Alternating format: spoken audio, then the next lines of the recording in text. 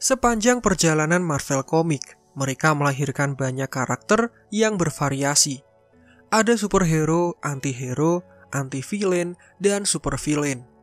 Salah satu karakter antihero yang paling terkenal adalah The Punisher. Pria yang tidak segan membunuh orang-orang yang dianggapnya pantas mati karena perbuatan yang sudah mereka lakukan. Berbicara soal Punisher, ada satu komik keren di mana Punisher memburu dan membantai superhero serta villain dari Marvel Universe. Kenapa Punisher bisa menggila seperti itu dan bagaimana kisah selengkapnya?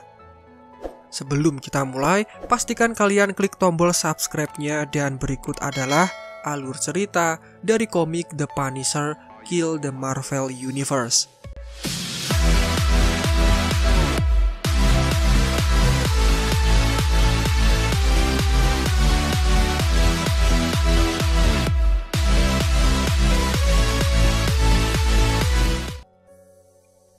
Komik ini dimulai dengan memperlihatkan kejadian beberapa tahun yang lalu, di mana seorang anak kecil dibully oleh beberapa temannya.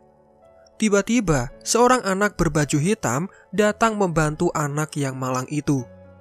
Dan di sini diketahui, anak yang dibully itu adalah Matt Murdock, sedangkan yang membantunya adalah Frank Castle.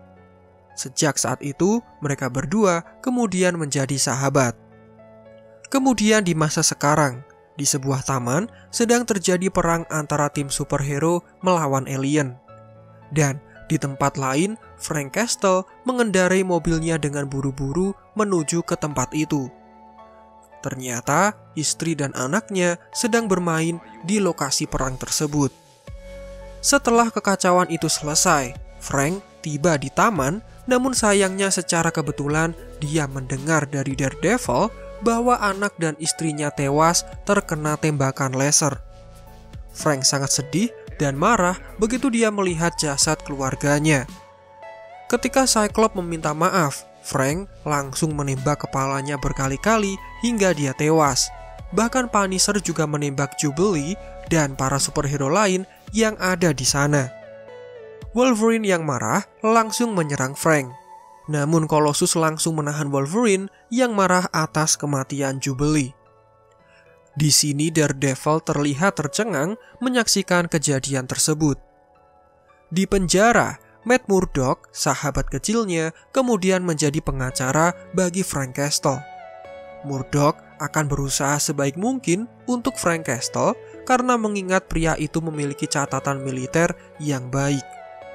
Dan di persidangan kemudian diputuskan bahwa Frank Castle akan dihukum seumur hidup.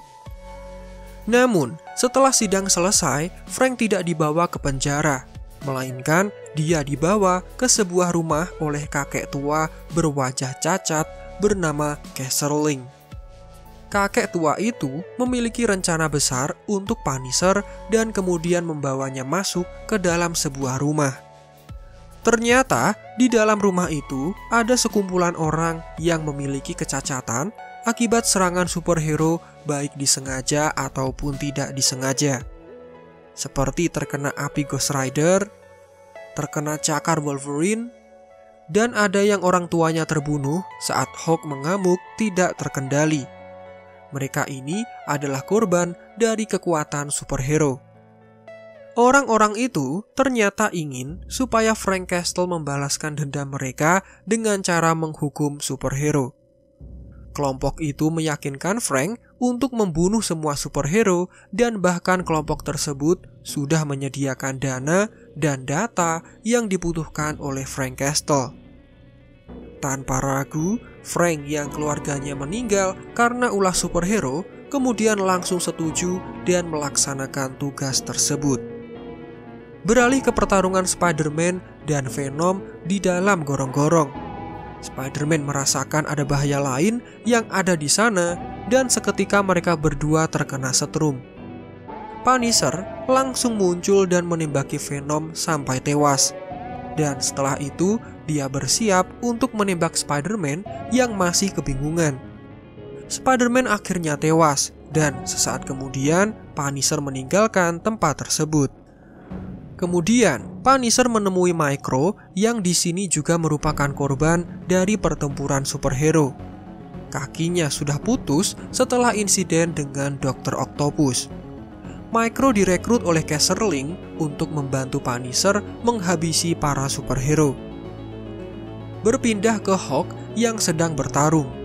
Punisher kemudian menembakkan pelacak di badan Hawk. Malam harinya, dia mengikuti pelacak itu dan membawanya kepada Banner yang sedang tertidur. Tanpa pikir panjang, Punisher langsung memutuskan untuk menembaknya. Micro juga melengkapi Punisher dengan identitas baru dan langsung menyerang gedung milik supervillain bernama Kingpin. Punisher langsung menyerang Kingpin dan dari pertarungan sengit itu akhirnya dimenangkan oleh Punisher yang menembak kepala Kingpin. Polisi kemudian berdatangan dan menangkap Punisher. Di sini Matt Murdock membujuk Frank Castle agar tidak melakukan hal itu lagi. Dan setelah persidangan, Frank kembali dibebaskan oleh Kesserling. Ternyata tujuan Frank Castle menyerang Kingpin adalah untuk mencuri teknologi canggih yang bisa membantunya menjalankan misinya. Kemudian beralih ke Fantastic Four yang sedang menuju Latveria. Di saat yang sama, Punisher juga pergi ke Latveria dengan menggunakan helikopter. Punisher kemudian dihajar oleh Dr. Doom di sana dan saat terdesak, dia mengeluarkan senjata rahasia berupa lempeng magnetik dan melemparkannya ke wajah Dr. Doom. Hal itu membuat Dr. Doom terbakar dan kepalanya meledak. Di sana, Punisher dan Micro ternyata ingin mencuri persenjataan Dr. Doom berupa bom nuklir. Sementara itu, terjadi pertarungan antara mutan jahat yang dipimpin oleh Magneto melawan para X-Men. Dan seketika, bom nuklir itu meledak di sana, menewaskan semua mutan yang sedang berkonfrontasi. Wolverine menjadi pemabuk setelah kehilangan rekan setimnya yaitu Jubilee dan kematian para X-Men. Dia kemudian didatangi dan ditantang oleh Punisher. Wolverine langsung marah dan ingin membalaskan dendam bagi rekan-rekannya. Namun, Punisher langsung menusuk lehernya menggunakan pisau. Punisher menghajar Wolverine tanpa ampun dan Wolverine masih melakukan perlawanan. Dua antihero itu bertarung mati-matian sampai pada akhirnya Punisher berhasil menusukkan cakar Wolverine ke tubuhnya sendiri. Punisher kemudian melempar Wolverine ke panel listrik dan membakarnya hingga menyisakan tulang belulang saja. Kesserling sangat senang melihat keberhasilan Punisher sampai sejauh ini. Dan terlihat korban Punisher juga semakin bertambah banyak. Punisher kembali ditahan dan kembali dibujuk oleh Matt Murdock untuk berhenti melakukan aksinya. Namun di sini Punisher mengatakan kepada sahabat kecilnya bahwa dia tidak akan berhenti. 3 bulan kemudian, Punisher menantang Kapten Amerika dan di sini kedua bekas pahlawan perang Vietnam itu bertarung sambil berdebat. Namun Punisher mengalihkan perhatian Kapten Amerika dan kemudian dia menembaknya. Setelah kematian Kapten Amerika, Kesserling bersulang dengan Punisher atas keberhasilannya. Namun, terlihat Punisher tidak senang dengan yang terjadi. Dia mengungkapkan bahwa Daredevil adalah target terakhir dan setelah itu mereka selesai. Di sini Kesserling tidak puas karena Punisher belum membunuh semua superhero, termasuk superhero-superhero baru yang akan segera bermunculan menggantikan mereka yang sudah mati. Namun Punisher tetap menghiraukannya dan memilih meninggalkan tempat itu. Kesserling kemudian mengancam dengan menodongkan senjatanya, namun Punisher langsung membunuh pria tersebut. Punisher kemudian mengancam yang lain jika berani bertindak aneh. Dia kemudian mengucapkan perpisahan setelah misi terakhirnya di mana dia harus membunuh Daredevil.